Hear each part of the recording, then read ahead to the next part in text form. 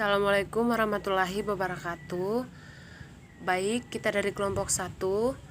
Pada kesempatan ini akan menjelaskan tentang dispersi gelombang, yaitu yang di dalamnya menjelaskan tentang dispersi cahaya. Oke, baik.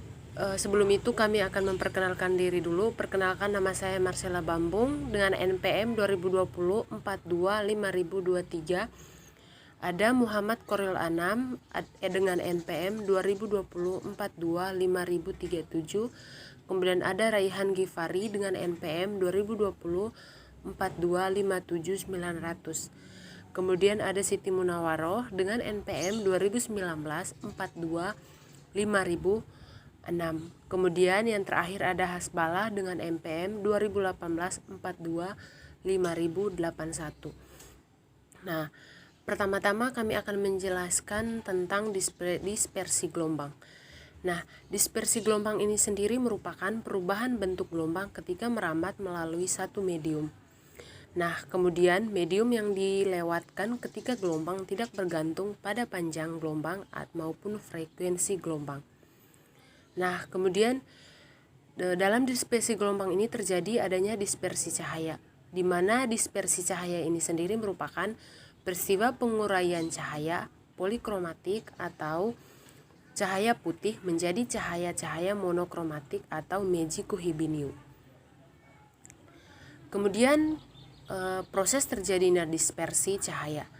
Nah, dispersi cahaya ini sendiri terjadi karena perbedaan indeks bias tiap warna cahaya, yang kemudian warna merah mengalami deviasi terkecil, sedangkan warna ungu mengalami deviasi terbesar.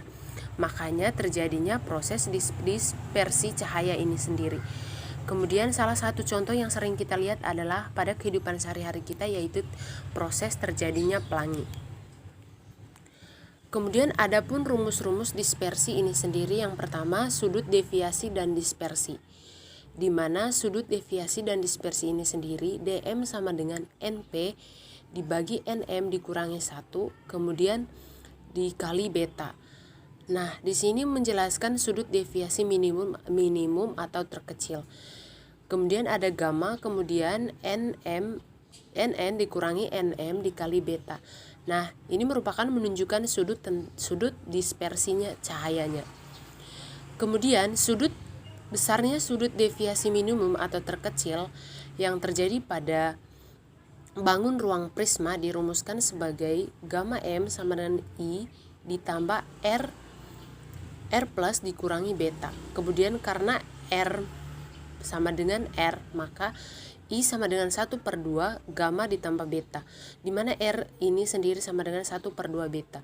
Sesuai dengan hukum Snellius, kita peroleh sin 1/2 sama dengan gamma M ditambah beta, maka menghasilkan N dikali sin 1/2 dikali beta. Nah, kemudian untuk menentukan prisma tipis dengan sudut bias sangat kecil sama dengan 1/2, yaitu gamma M ditambah beta sama dengan N 1/2 beta. Nah, adapun keterangan yaitu gamma M yaitu sudut deviasi minimum atau terkecil, kemudian N-nya yaitu indeks bias prisma, kemudian betanya itu sudut pembias prisma. Nah, selisih antara sudut deviasi untuk cahaya ungu dan merah disebut sudut dispersi. Besar sudut dispersi dapat dituliskan sebagai berikut. Alfa sama dengan gamma MU dikurangi gamma MM sama dengan NU dikurangi NM dikali beta.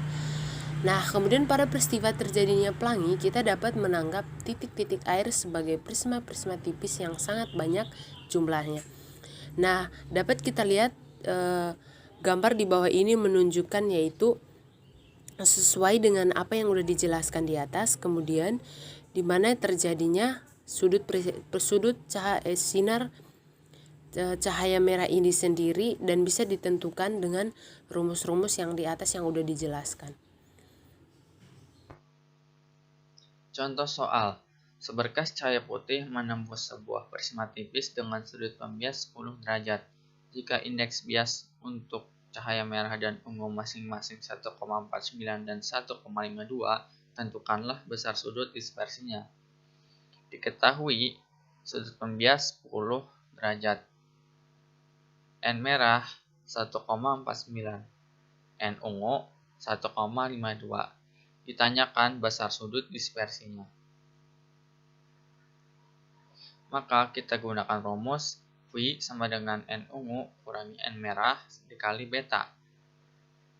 N ungunya 1,52 dikurangi N merah 1,49 sama dengan 0,03 dikali 10 derajat. Hasilnya sama dengan 0,3 derajat. Seberkas sinar di udara menuju sebuah prisma sama sisi dengan sudut datang 45 derajat.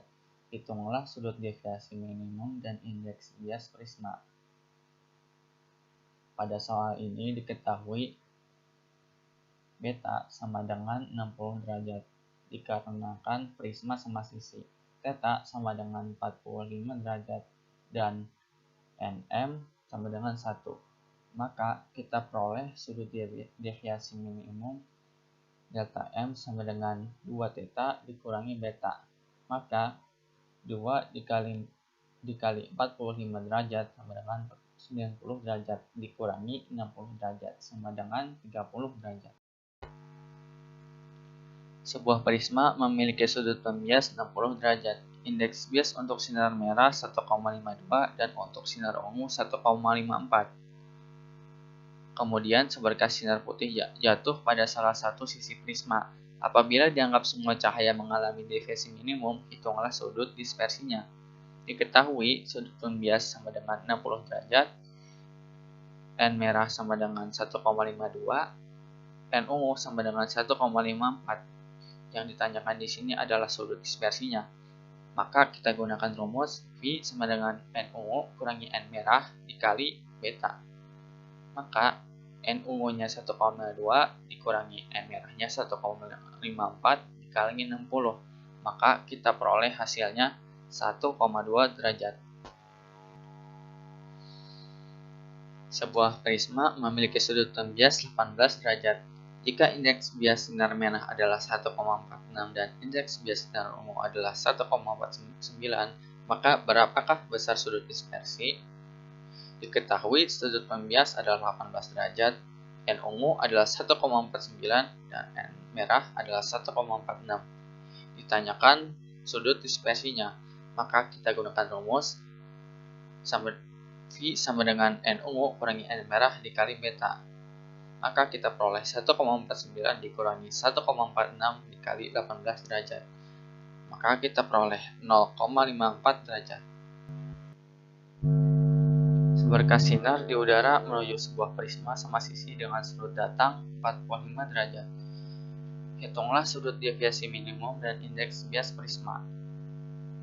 Pada soal ini diketahui beta sama dengan 60 derajat karena prisma sama sisi, theta 1 sama dengan 45 derajat, dan Nm sama dengan 1. Maka kita peroleh sudut deviasi minimum 45 derajat kali 2 sama dengan 90 derajat dikurangi 60 sama dengan 30 derajat.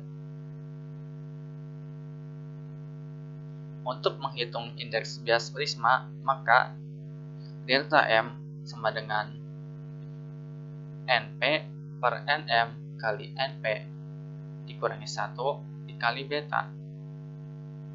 Maka Dm-nya 30 derajat, Nm-nya 1, beta-nya 60 derajat.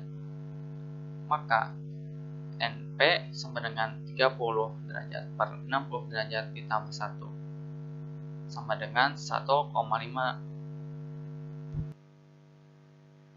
Kesimpulannya adalah perubahan bentuk gelombang ketika merambat melalui satu medium tidak bergantung pada panjang maupun frekuensi gelombang. Perbedaan indeks bias tiap warna cahaya mengalami deviasi terkecil dan deviasi terbesar. Selisih antara sudut deviasi disebut sudut dispersi.